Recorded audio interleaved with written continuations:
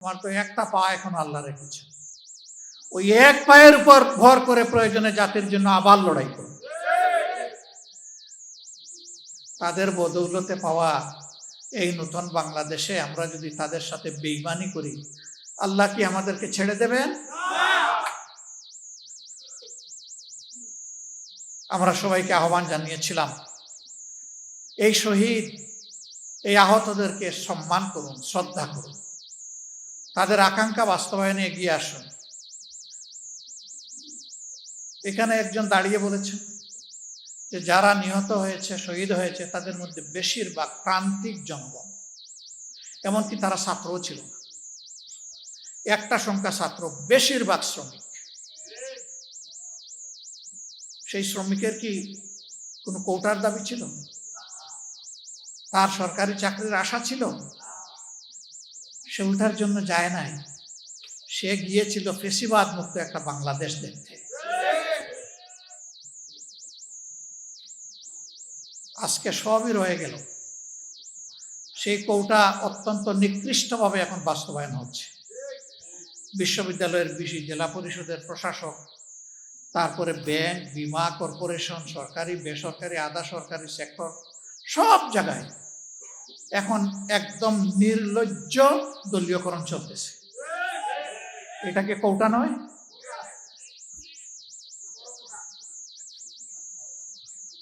এখানে যোগ্য লোকদেরকে, দেশপ্রেমিক লোকদেরকে সরিয়ে দেওয়া হচ্ছে।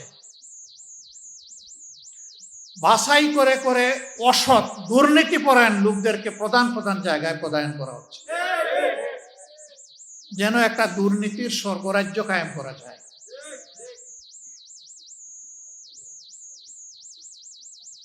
আমরা আজকে কি জবাব দিব এই শহীদ পরিবারের সদস্যদের কাছে?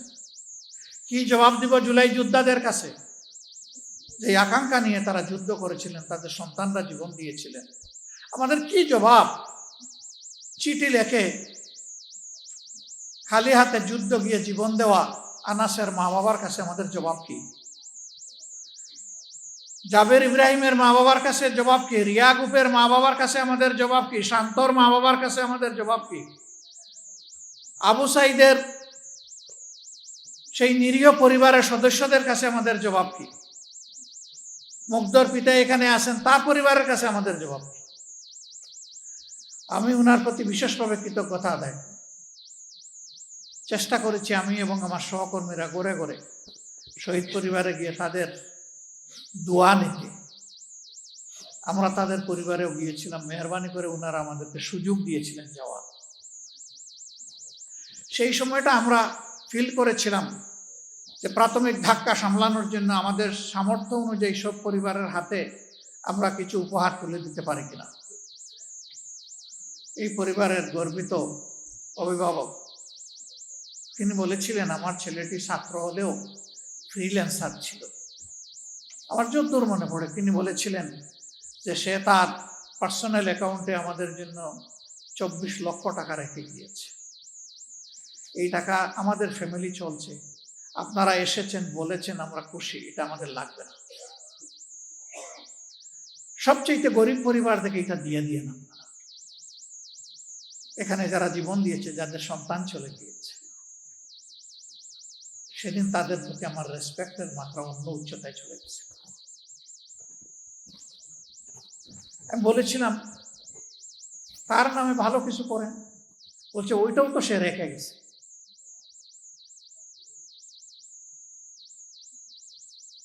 এই যে পবিত্র একটা আকাঙ্ক্ষা, আমার ছেলে যে কারণে জীবন দিয়েছে, ওই কারণে সহযোদ্ধাদের প্রতি একটু সম্মান দেখালে আমি বরঞ্চ কৃতজ্ঞ হব, মানসিক প্রশান্তি পাব। এই পিতার মানসিকতাটা যদি আমাদের শাসক গোষ্ঠীর মনে আসে, তাহলে তারা তাদের দায়িত্ব পালনে এইরকম অবহেলা দেখাতেন না। আমাদের এই সহযোদ্ধারা কি শুধু এই জন্যই জীবন দিল, যুদ্ধ করলো, পঙ্গু হলো যে এক দলকে তাড়াইয়া আরেক দলকে আমরা বসাই? বরঞ্চ তারা সিস্টেমের পরিবর্তন চেয়েছে, একটা আমূল পরিবর্তন আসুক। সেই সরকারের আমলে শিক্ষাঙ্গনগুলো ছিল সবচেয়ে খারাপ, গণরুম, গেস্ট রুম করে সেখানে টর্চার সেল গঠন করা হয়েছে, এমনকি মেয়েদের হলে পড়ছে। তো সেই অবস্থা থেকে আল্লাহ তাআলা আমাদেরকে নাজাত দিলেন। এখন মনে হচ্ছে আবার আমরা সেই একই অন্ধকার গলিতে ঢুকে যাচ্ছি। বাংলাদেশ জামাতে ইসলামী কি করবে? জামাতে ইসলামী কি সেই অন্ধকার গলিপথে হাঁটবে? ইনশাআল্লাহ না।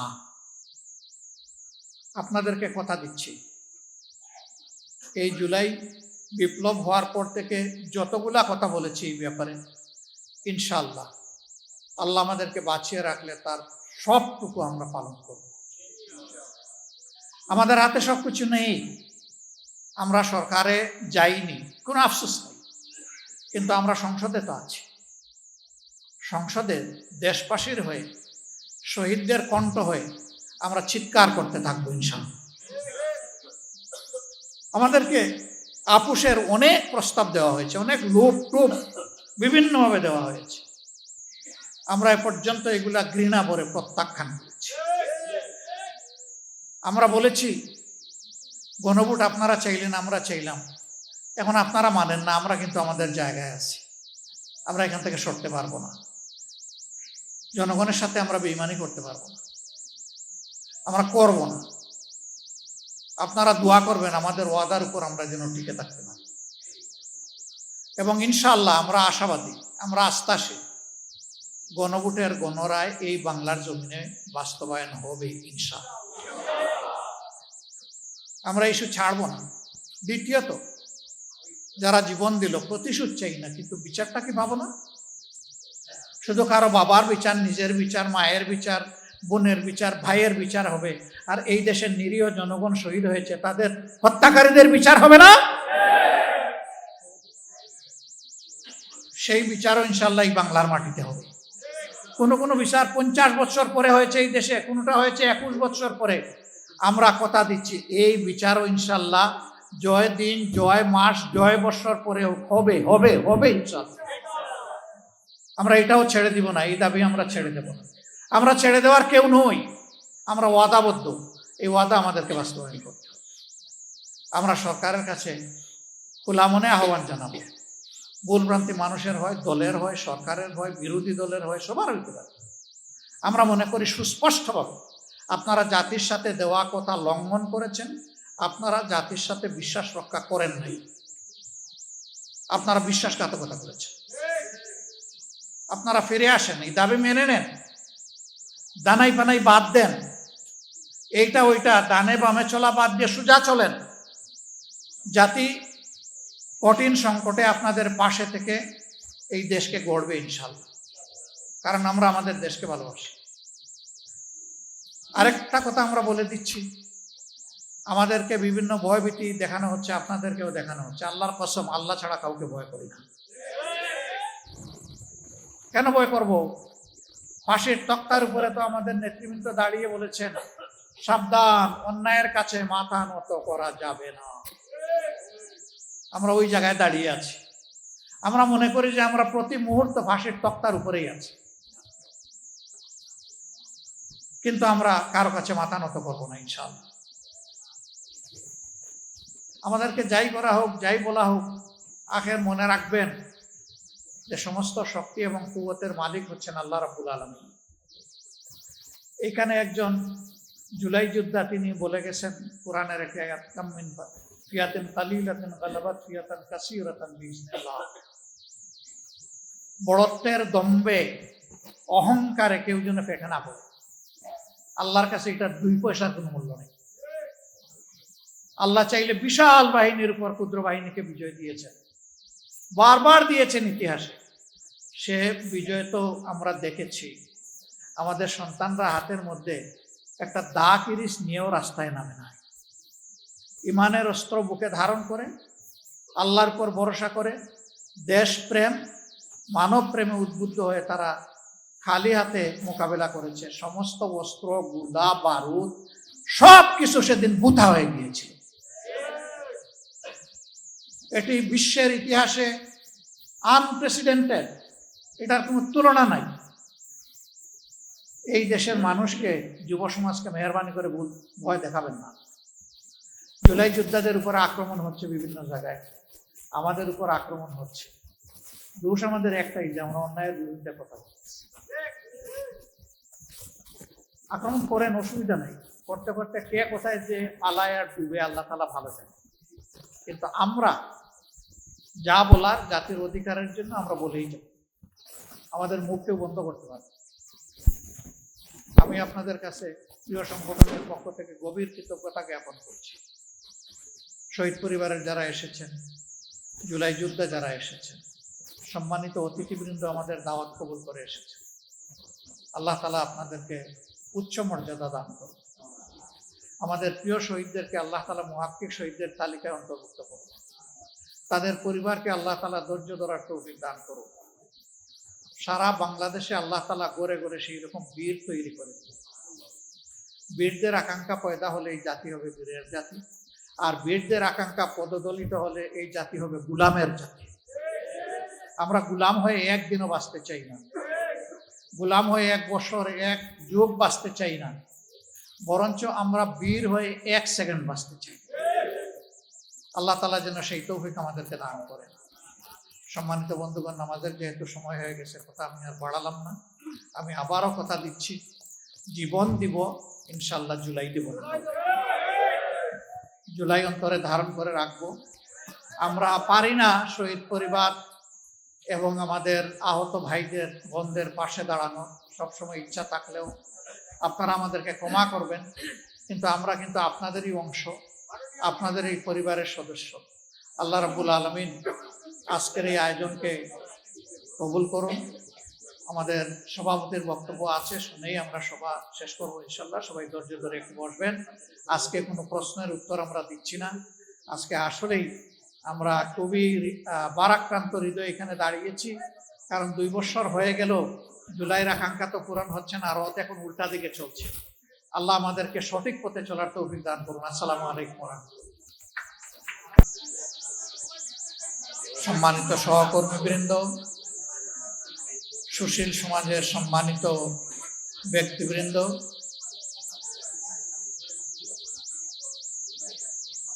এবং আমার সামনে বসা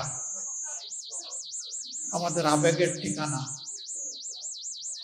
শহীদ পরিবারের সম্মানিত সদস্যবৃন্দ, জুলাই যোদ্ধাবৃন্দ, মিডিয়ার বন্ধুগণ,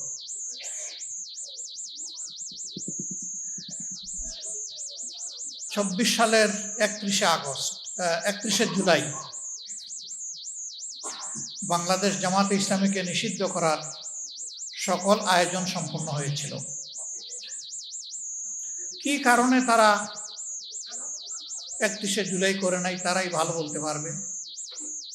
তবে আমরা নিশ্চিত হয়ে গেলাম যে 1 আগস্টে তারা আমাদেরকে নিষিদ্ধ ঘোষণা করবে। এর আগেও আমাদের সংগঠন বারবার স্বৈরাচারী সরকারের রুশানলে পড়ে নিষিদ্ধ হয়েছে। সুতরাং এই অভিজ্ঞতা আমাদের জন্য নতুন ছিল না, কিন্তু বাংলাদেশকে নিয়ে আমরা চিন্তিত হয়ে পড়লাম। তাহলে কি আধিপত্যবাদের বিরুদ্ধে এই দেশে আর কোনো সংগঠন তার অস্তিত্ব টিকিয়ে রাখতে পারবে না? আমাদের একমাত্র দোষ ছিল আমরা আধিপত্যবাদ মেনে নেইনি।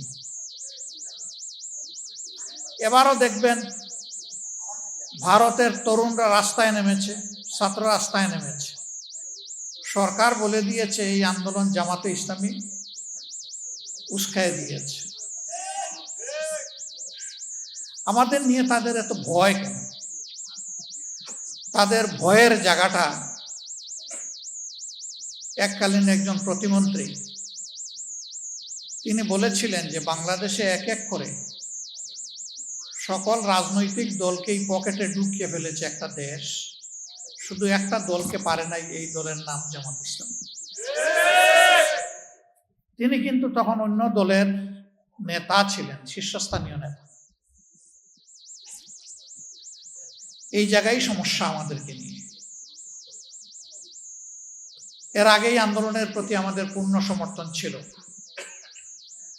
কিন্তু এই দিন আমরা সিদ্ধান্ত নিলাম যে নাও ডু অর ডাই, হয় মরব না হয় বাঁচার মতো বাঁচব। এই জন্য কোনো দলের শীর্ষ নেতারা যখন বলেছেন এই আন্দোলনের সাথে আমাদের কোনো সম্পর্ক নাই, এটা ছাত্রদের আন্দোলন, একই দিনে বাংলাদেশের কণ্ঠস্বর হিসাবে জামাতে ইসলামের সেক্রেটারি জেনারেল দলের পক্ষ থেকে দায়িত্ব পেয়ে তিনি প্রেস কনফারেন্স করে বলেছেন যে আমরা জামাতে ইসলামের সাথে সম্পৃক্ত সকলকে এবং দেশবাসীকে আজকে তরুণ সমাজের পাশে দাঁড়ানোর জন্য, ঝাঁপিয়ে পড়ার জন্য আমরা আহ্বান জানাচ্ছি। একই দিন দুইটা স্টেটমেন্ট এসেছিল। কিন্তু মহান আল্লাহর ইচ্ছা এবং সাহায্যে জনগণের এই আন্দোলন তরুণ সমাজের নেতৃত্বে যখন সফল হলো, তখন আল্লাহর কসম আজ পর্যন্ত এই আন্দোলনের কোনো কৃতিত্ব আমরা দাবি করি নাই। আমরা বলি নাই যে আমাদের এতজন শহীদ হয়েছে আমাদের দলের। আমরা বলি নাই যে আমাদের দলের কেউ এই আন্দোলনের মাস্টার মাইন্ড ছিলেন। আপনারা সবাই তার সাক্ষী। আমরা 6 তারিখ থেকে বলি নাই যে আগামীকালকে নির্বাচন দিয়ে দেন। আমরা 2-4টা আবেদন জানিয়েছিলাম। প্রথমত আমাদের দলীয় সহকর্মীদেরকে, কারণ এই দলটি বড় মজলুম দল ছিল। যেই দলের এক এক করে 11 জন নেতাকে হত্যা করা হয়েছে ঠান্ডা মাথায়। 1000 কর্মীকে হত্যা করা হয়েছে ঠান্ডা মাথায়। নারী, পুরুষ, শিশু, বৃদ্ধ, কোনো বাস বিচার ছিল না। যেই দলের কর্মীদেরকে যেখানেই সামান্য কোনো চিহ্ন পাওয়া গেছে চাকরি থেকে বরখাস্ত, বাড়িঘর থেকে বিতাড়িত, ব্যবসা প্রতিষ্ঠানের দখল নিয়ে নিছে, সেই দলটা কি পরিমাণ কষ্টে ছিল এটা বুঝাই যায়। আমরা কারো সাথে তলে তলে রাতের বেলা আপোষ করি নাই, আর দিনের বেলা গিয়ে রাস্তায় নেমে চিৎকার দিইনি। এবং আমরা স্বৈরাচারের পারমিশন নিয়েও রাস্তায় নামি নাই। ওই পারমিশনের তোয়াক্কাও আমরা করি নাই। আমাদের যেটুকু সামর্থ্য ছিল দফায় দফায় তাই নিয়ে স্বৈর শাসনের আমরা প্রতিবাদ করেছি। আমরা আহ্বান জানালাম যে এই দেশ আমাদের, আমরা দেশকে ভালোবাসি, আপনারা শান্ত থাকুন, ধৈর্য ধরুন, আইন শৃঙ্খলা ফিরিয়ে আনতে নিজেরা উদ্যোগী হন এবং কারো উপর থেকে এখন কোনো প্রতিশোধ নেবেন না। তবে বিচার পাওয়ার অধিকার সবার আছে। আমরা বিচার চাই, কিন্তু প্রতিশোধ চাই না। আলহামদুলিল্লাহ, দুনিয়ার ইতিহাসে গত 100 বৎসরে একমাত্র গণ অভ্যুত্থান, গণবিপ্লব, যেখানে বিপ্লব বা অভ্যুত্থানের পরে কোনো মানুষকে মরতে হয়নি, কারো দোকান ব্যবসা প্রতিষ্ঠান লুণ্ঠিত হয় নাই, কারো ঘর বাড়িতে আগুন জ্বালানো হয়নি। এদেশের মানুষ দায়িত্বশীলতার পরিচয় দিয়েছে। কিন্তু দুর্ভাগ্যের বিষয়, 6 তারিখ থেকে একদল লোক চাঁদাবাজিতে ঝাঁপাইয়ে পড়ল। সব জায়গা থেকে আমাদের কাছে খবর আসলো। আমরা তাদের শীর্ষস্থানীয় 2 জন নেতাকে নিয়ে বসলাম। আমরা বললাম, শহীদদের রক্তের কসম, পঙ্গুদের পঙ্গুত্বের কসম, আল্লাহর দুহাই দিয়ে বলি এদেরকে আপনারা থামান। আমাদের কথা তাদের ভালো লাগে নাই। ভালো লাগবে কিভাবে? স্বয়ং শস্যার মধ্যে বুট থাকলে বুট কিভাবে তাড়াবেন? মাথা থেকে পায়ের পাতা সবাই যদি অপরাধে জড়ায় পড়ে, তাহলে অপরাধীদেরকে বিরত রাখবে কে? রাখার তো কেউ নাই। কার্যত এখনো সেই মহোৎসব চলছে। আমরা নির্বাচনের দাবি করলাম না।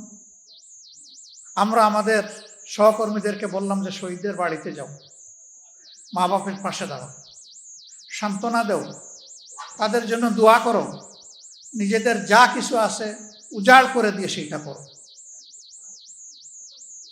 হাসপাতালে হাসপাতালে আমরা ছুটে বেড়ালাম। যারা কাতরাচ্ছে, এই যে একজন এখানে বলে গেলেন, তার মাথায় হাত দিয়ে জিজ্ঞেস করেছিলাম, তিনি এই কথাটা বলেন নাই, এইভাবে আহত হয়ে পড়ে আছেন, আপনি কি মানসিকভাবে দুঃখিত নাকি কি বলবেন? বললো, আমি মোটেই দুঃখিত না, আমি সন্তুষ্ট। আমার জাতির জন্য আমি যে রক্ত দিতে পেরেছি, আমি তো বেঁচে আছি, কিন্তু আমার সহযোদ্ধারা তো অনেকে চলে গেছে। আমি জিজ্ঞেস করেছিলাম, আর একবার যদি জাতির প্রয়োজনে? বলছে, আরেকবার কেন, যতবার প্রয়োজন হবে ততবার বেরিয়ে আসবে। পা কাটা হয়ে গিয়েছে, ঢাকা মেডিকেলে জিজ্ঞেস করেছি, তুমি তো আর পারবে না জাতির জন্য লড়াই করতে। কেন পারবো না?